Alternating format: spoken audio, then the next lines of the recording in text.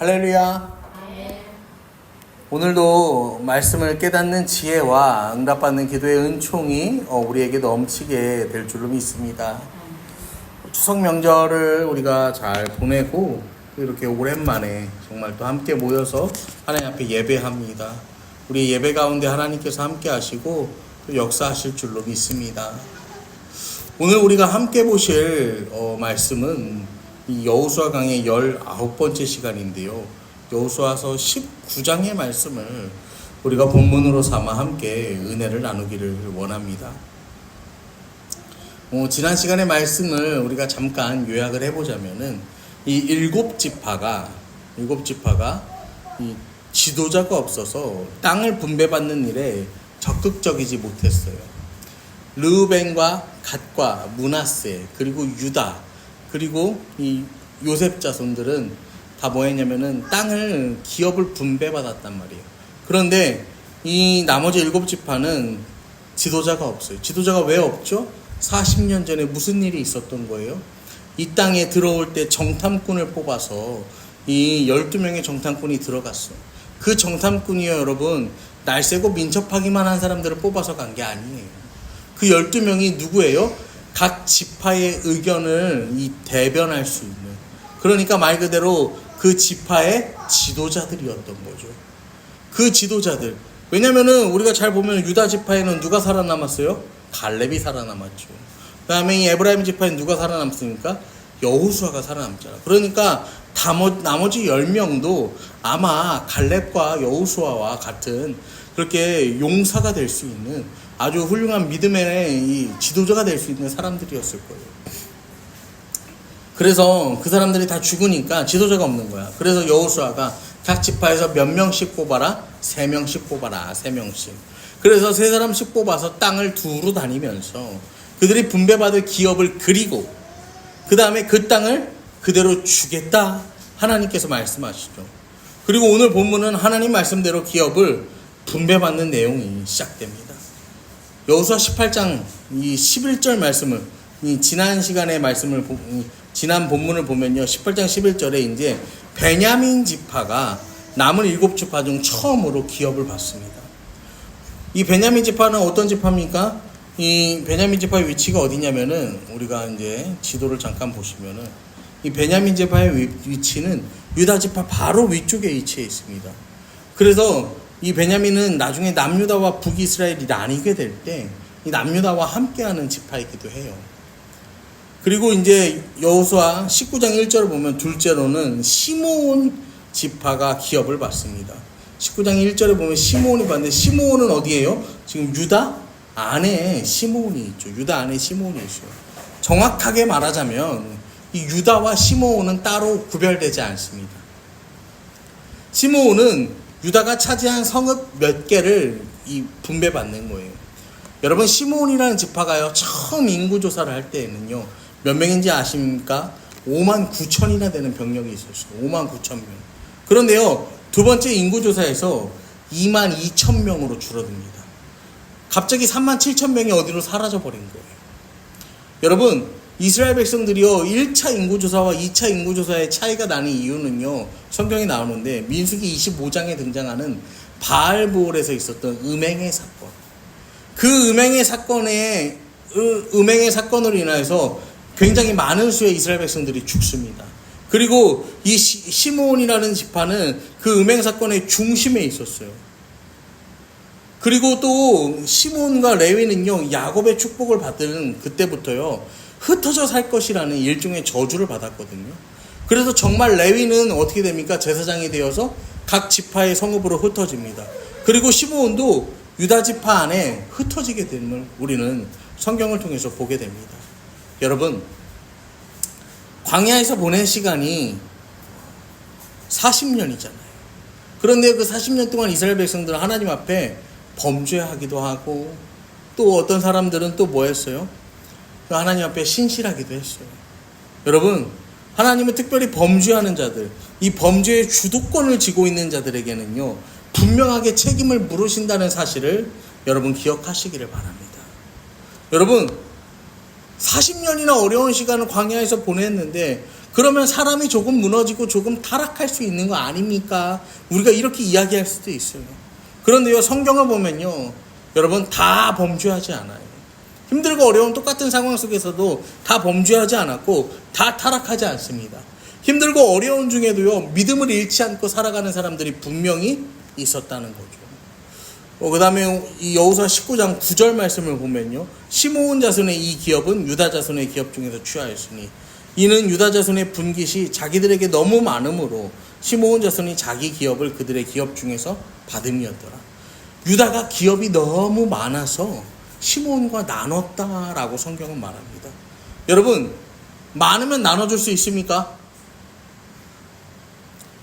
많으면 나눠줄 수 있어요. 아멘? 뭐 아멘 하면은 막 로또가 1등이 되라고 축복을 하려고 했더니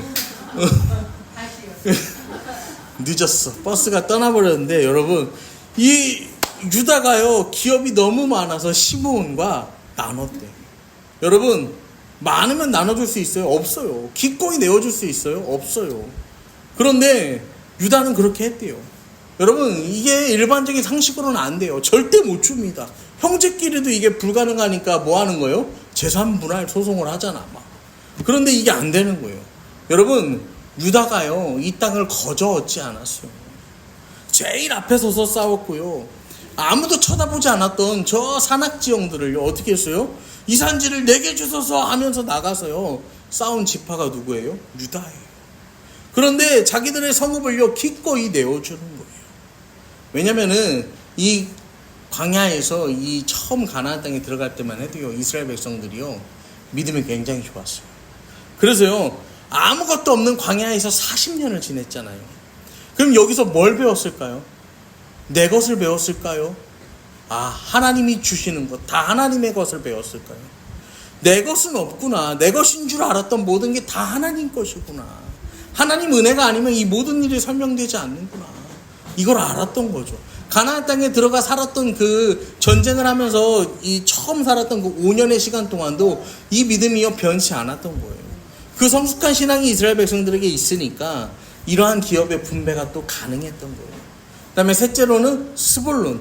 스불론을 보면 이제 스불론은 위쪽에 있거든요. 그래서 아셀, 납달리, 스불론, 이사갈 이렇게 이제 되어 있는데, 이 스불론도 이렇게 기업을 뽑고 이사갈, 그 다음에 아셀, 그 다음에 납달리, 그 다음에 일곱째로는 마지막으로 단은 여기 보시면은 바다 옆에 단이 있거든요. 근데 이 단이요, 이 단 밑으로는 블레셋이 있어. 그러니까 이 단이요, 여기서 살기가 뭐하니까 어떻게 하냐면 나중에는요, 제일 위로, 아셀과 납달리 위로 올라갑니다. 그래가지고 그 위쪽에서 이제 살아요. 여러 가지 이제 각 지파들의 어떤 특징들이 이제 있는데, 여러분, 시므온 지파는 범죄했지만 유다 지파 안에서 살 수 있도록 하나님이 길을 열어주셨어요. 그리고 7 지파도요, 여러분, 제비를 뽑아서 이 땅으로 간 거예요. 그러니까요, 아무 땅이나 분배받은 것이 아니라 때를 따라서 돕는 하나님의 은혜로 그 땅을 분배받았고 살아간다라는 사실을 우리는 기억해야 합니다. 그리고 49절, 이제 오늘 우리가 읽은 본문의 말씀인데, 이스라엘 자손이 그들의 경계를 따라서 기업의 땅 나누기를 마치고 자기들 중에서 눈의 아들 여호수아에게 기업을 주었다. 제일 마지막으로 누가 기업을 받아요? 여호수아가 기업을 받습니다. 그래서 50절, 여호와의 명령대로 여호수아가 요구한 성읍 에브라임의 산지 딥나세라를 주매 여호수아가 그 성읍을 건설하고 거기 거주하였더라. 여러분, 여호수아가 가장 먼저 좋은 땅 차지할 수 있어요. 여호수아가 우리 가문은 좀 좋은 땅을 기업으로 달라 그랬으면요, 이스라엘 12지파가요 막 일어나갖고 안 된다 그랬을까요? 그러지 않았을 거예요. 그래, 여호수아, 가장 좋은 땅 차지해. 그래. 근데요, 여호수아가 오늘 차지하는 땅은 어떤 땅이냐면요, 이도저도 아닌 땅이에요. 그냥 자기 지파, 에브라임 지파가 기업으로 받은 땅 중에 산지를 분배받는 거예요. 평야를 분배받는 것도 아니고, 어떤 이 농경이 잘 되는 거, 목축이 잘 되는 그 땅도 아니고, 험해서 아직 정복되지 않은 그 땅을 그냥 나에게 기업으로 달라 그러는 거예요. 여러분, 여호수아가요, 일곱 지파의 땅의 분배가 끝나면서 여호수아도 땅을 분배받는, 기업을 분배받는데 여호수아가 살아가는 모습이 어떤 모습이냐면 여호수아는 시대를 역행하는 모습으로 살아갔다라는 거예요. 그리고 이 세대가 가지는 세대의 가치를 역행하는 믿음을 가지고 이 여호수아는 살아갔다라는 거예요. 여러분, 우리도요, 여호수아와 같이요, 시대를 역행하고 세대를 역행하는 이 가치관을 가지고 살아가면요, 좋죠. 좋은데 이렇게 사는 게 여러분 굉장히 어렵죠. 굉장히 어려워요. 이렇게 살아가는 게 비현실적이에요. 비현실적. 여러분, 제가 어떤 글을 봤어요. 어떤 글을 봤는데, 이제 추석이었잖아요. 명절이었잖아요. 그러니까 형과 동생이 있어. 근데 형한테 이제 형은 용돈을 10만 원을 받았어. 근데 동생은 5만 원을 받았대. 그래서 이 며느리가 그 용돈을 주는 시어머니한테 가서 얘기했대요. 둘째가 서운해하니 둘째에게 5만 원을 더 주세요. 그렇게 얘기했대. 여러분, 이게 물론 제 생각이 잘못된 걸 수도 있는데, 그러면은 둘째가 서운해하면은 우리가 어떻게 해야 돼요?